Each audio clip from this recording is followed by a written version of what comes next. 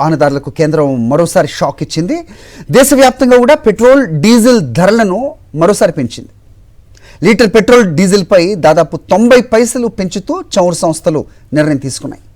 5 రోజుల వ్యవధిలో రెండోసారి చమురు ధరలు పెరిగాయి.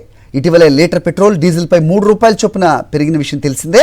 ప్రస్తుతం విజయవాడలో లీటర్ పెట్రోల్ 114.48 అంటే ₹114.48, డీజిల్ ₹102.17గా ఉంది. హైదరాబాద్లో లీటర్ పెట్రోల్ ₹111.36, డీజిల్ ₹99.53గా ఉంది. ధరల పెంపుపై సామాన్యులు తీవ్ర ఆగ్రహం వ్యక్తం చేస్తున్నారు. రైట్, ఈ పెట్రోల్ డీజిల్ రేట్ల పెరుగుదలకు సంబంధించి పూర్తి డీటెయిల్స్ మా ప్రతినిధి అనిల్ అడిగి తెలుసుకుందాం వైజాగ్ నుంచి. అనిల్, మరోసారి 90 పైసలు పెంచుతున్నారు. సో ఏం చెప్పాలి, ఏమంటున్నారు వాహనదారులు? మాట్లాడారా మీరు? ఎవరితో ఉన్న అప్డేట్స్ చెప్పండి.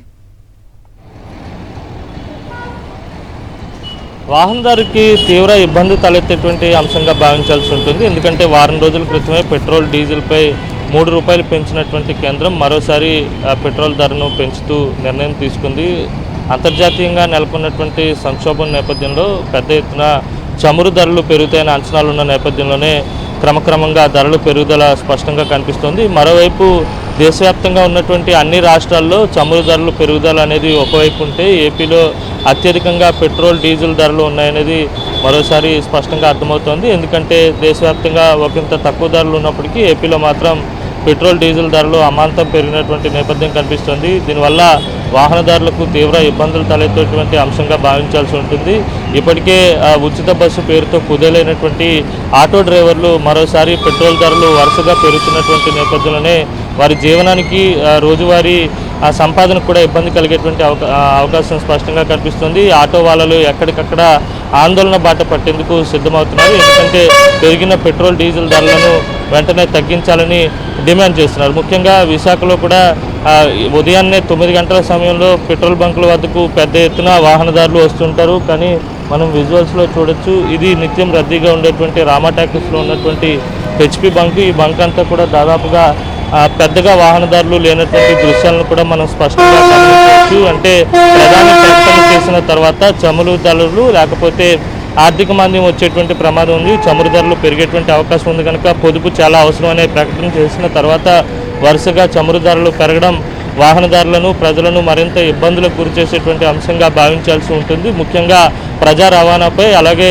ఆ ధరల పెరుగుదలపై తీవ్రమైనటువంటి ప్రభావం ఉండేటువంటి అవకాశం కనిపిస్తుంది. ఎందుకంటే ప్రజా రవాణాలో ఉన్నటువంటి పూర్తిగా అన్ని వ్యవస్థలపై దీని ప్రభావం ఎక్కువగా కనిపించేటువంటి అవకాశం ఉంది. కూరగాయల ధరలు కావచ్చు, లేకపోతే ఇతరత్ర ట్రాన్స్పోర్ట్ ఆధారిత అన్ని వర్గాలపైన పూర్తిగా దీని ప్రభావం స్పష్టంగా కనిపించేటువంటి అవకాశం కనిపిస్తుంది. ఈ పెరుగుదల ఇక్కడితో ఆగుతుందా లేకపోతే మళ్ళీ మరోసారి పెంచేటువంటి అవకాశం ఉందా అనేది వేచి చూడాల్సి ఉంది. మొత్తంగా వారం రోజుల వ్యవధిలోనే పూర్తిగా రెండోసారి పెట్రోల్ ధరలు పెరగడం అనేది తీవ్రమైనటువంటి చర్చనీయాంశమైంది. ఇటు వాహనదారులకి ఇబ్బందికరంగా అంశంగా భావించాల్సి ఉంటుంది. హరి.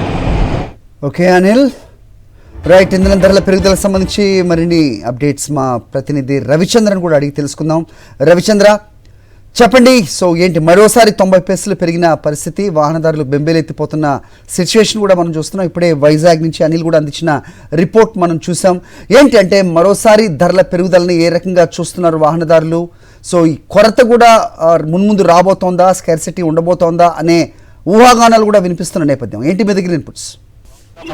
₹3 చొప్పున పెట్రోల్ మీద ₹3, డీజిల్ మీద ₹3 పెరగడంతో వాహనదారులు బెంబేలెత్తున్నారని చెప్పుకోవచ్చు. ఎందుకంటే ఇజ్రాయెల్ ఇరాన్ యుద్ధం నేపథ్యంలో ఈ విధంగా పెట్రోల్ ధరలు, డీజిల్ ధరలు పెరగడం, గ్యాస్ ధరలు పెరగడంతో వాహనదారులకు మరింత ఇబ్బంది. ఈ విధంగా పెరిగినటువంటి పెట్రోల్ ధరలు, డీజిల్ ధరలు పెరగడంతో అన్ని నిత్యావసర వస్తువుల మీద కూడా